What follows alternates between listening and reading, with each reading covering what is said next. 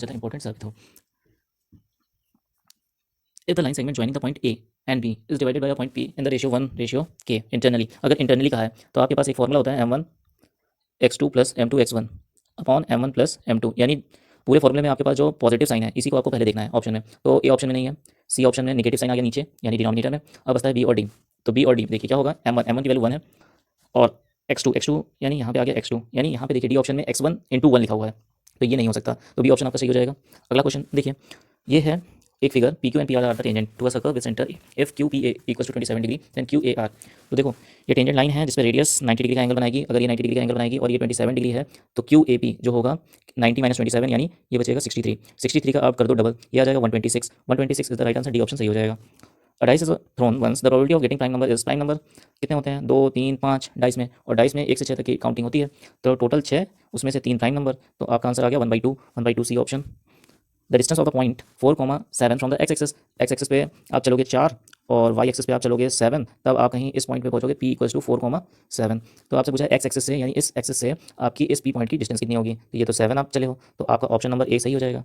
अगला question, the value of k so that the system of equation 3x - 4y - 7 = 0 and 6x - 4 - ky - 5 = 0। इसके लिए क्या होना चाहिए, यूनिक सॉल्यूशन दे रखा हुआ है। यूनिक सॉल्यूशन का मतलब हो गया a1/a2 is not equal to b1/b2।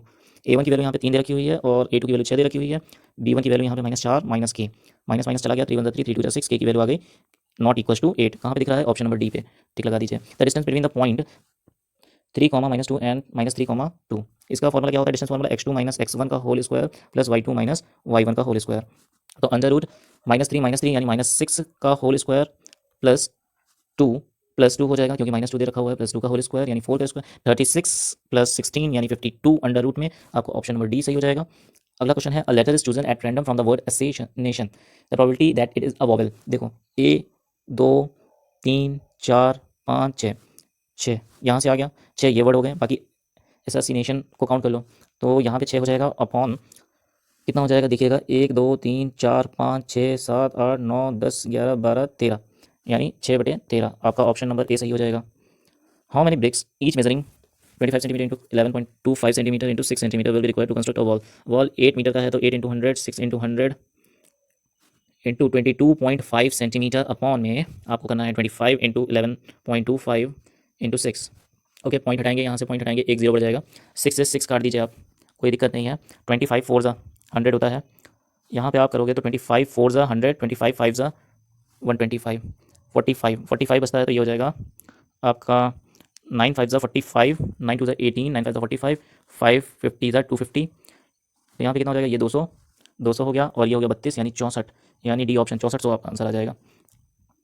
A card is selected from a deck of 52 cards the probability of its being a red face card. देखो फेस कार्ड होते हैं 12, उनमें से 6 रेड होंगे, तो आपके पास 6/52 हो जाएगा। 6/52 जैसे ही होगा तो आप करोगे 2 3 6, 2 2 4 2 6 12, 3/26, 3/26 डी ऑप्शन आपका सही हो जाएगा। X square minus 30x plus 225 equal to 0 have, roots देखना है तो डिस्क्रिमिनेंट देखना पड़ेगा। Discriminant D square equal to 4ac अगर होता है तो डिस्क्रिमिनेंट इक्वल होते हैं, बाकी अलग अलग केस होते हैं, जरा देख लेते हैं। डी की जगह आप लोग शायद बी स्क्वायर भी लिखते हो, B square equal to 4ac, यानी बी की वैल्यू कितनी होगी, यहाँ पे 30 का होल स्क्वायर माइनस ले लो, -30 का होल स्क्वायर, यहाँ पे 4 इंटू 2 2 5 इंटू सी यानी 1, ये हो जाएगा 900, ये हो जाएगा 4 5 20, 4 2 8 100, 4 2 8 एंड 9, यानी जो आपके रूट्स हैं वो रियल हैं और इक्वल रूट्स हैं, यानी ऑप्शन नंबर सी आएगा। आगे बढ़ते हैं थोड़ा सा, तो देखेंगे if one root of equation x² plus ax plus 3 equal to 0 is 1 then the other root. देखो यहाँ पे क्या होता है, alpha into beta equal to 3, alpha की वैल्यू 1 तो बीटा की वैल्यू कितनी आ जाएगी 3, this is your right answer. आपको अदर रूट पूछा है, ए थोड़ी पूछा है आपसे। If in a triangle A B C is a 90 degree angle, तो ये वाला ट्राइंगल नहीं बनेगा, ये वाला ट्राइंगल बनेगा, यानी जो आपका सी एंगल है वो 90 डिग्री है, बचा 45 बी एंगल, तो ए भी आपका 45 हो जाएगा, ये आइसोसेलेस राइट एंगल ट्राइंगल होता है। Then state which of the following is true, which of the following is true. अच्छा, perpendicular equals to hypotenuse, base equals to hypotenuse plus perpendicular and B base equals to hypotenuse base equals to perpendicular, तो आपका D option सही हो जाएगा, क्योंकि जब आपके पास इस तरीके का कभी भी फिगर आ जाए आइसोसेलेस राइट एंगल ट्राइंगल, तो परपेंडिकुलर और बेस दो साइड्स आपस में इक्वल होते हैं एडजेसेंट, लेकिन तो दो एडजेसेंट मतलब ये वाला जिसपे 90 डिग्री बनता है वो एडजेसेंट साइड्स आपस में इक्वल होते हैं, ठीक है। तो इसीलिए कहा गया ये अगर परपेंडिकुलर मान लिया तो ये बेस हो जाएगा, तो परपेंडिकुलर इक्वल टू बेस, इसलिए आपका ऑप्शन नंबर डी सही है। एचसीएफ ऑफ 135 एंड 225, ठीक है। एचसीएफ अगर देखना है तो आप क्या करोगे, 15 को ले लो, तो 15 9 ज़ा कितना होता है 135, ओके 15 9 ज़ा 135 होता है, 15 1 ज़ा 15 बचा 7, 15 5 ज़ा 75, अभी भी चला जाएगा, हाँ चला जाएगा, 3 3 ज़ा 9, 3 5 ज़ा 15, यानी 15 3 ज़ा कितना होता है 45, 45 योर राइट आंसर।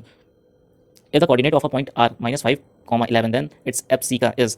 इस तरीके का क्वेश्चन मैंने अभी करवाया है, डिस्टेंस जहाँ पे पूछा गया था, ये आप कमेंट बॉक्स में आंसर करोगे, कमेंट में आप इसका आंसर दोगे। अब अगला क्वेश्चन देखिए, the ratio between the height and the length of the shadow of the pole is √3 1। Okay, ratio दे रखा हुआ है, हाइट हाइट अगर मैंने इसको मान लिया तो ये √3 है, और शेडो ये है 1। तो सन एल्टीट्यूड, अगर ये √3 और ये 1 होता है तो हमेशा ये एंगल जो बनेगा वो 60 डिग्री का होगा, ये ध्यान रखना। और इसी तरीके का फिगर इस तरीके से आ जाए कि हाइट आपकी 1 है और इसकी शेडो जो है वो √3 है, तो यहाँ पे 30 डिग्री एंगल बनता है, डायरेक्ट आंसर। ठीक है, तो डी ऑप्शन सही हो जाएगा। The arithmetic mean of 1 2 3 4 up to n, तो n +1/2, यानी बी ऑप्शन सही हो जाएगा। The least positive integer divisible by 20 and 24, 20 और 24 का least common division. Okay,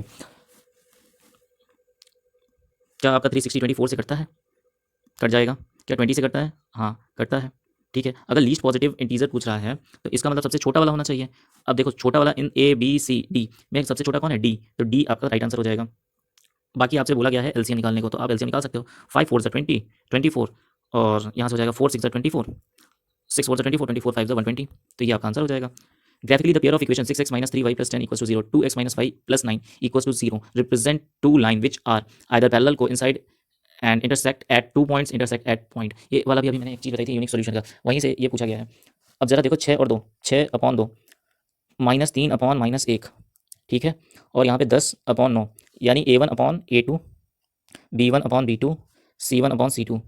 a1 = a2 तो है, बट c1/c2 तो नहीं है। इसका मतलब ये लाइन जो होंगी ये आपस में पैरेलल लाइन होंगी। अब अगले वाले क्वेश्चन पे आ जाते हैं, असर्शन एंड रीजन। असर्शन में दे रखा हुआ है no two positive numbers are can have 18 as their HCF and 380 as their LCM. एकदम बात सही है, ये बात सही है। LCM is always completely divisible by HCF, yes, क्योंकि एलसीएम का एक पर्टिकुलर पार्ट होता है एचसीएफ, इसलिए both A and R true and R is correct. Two similar triangles are always congruent, हाँ सही है। If the areas of two similar triangles are equal then triangles are congruent, ये आपका गलत है। A is true but R is false. ठीक है, देखिए ये सेक्शन बी भी है, लेकिन आज मैं नहीं करवाऊंगा, इस वीडियो में मैंने सेक्शन ए करवा दिया। वीडियो अगर अच्छी लगी हो तो लाइक कर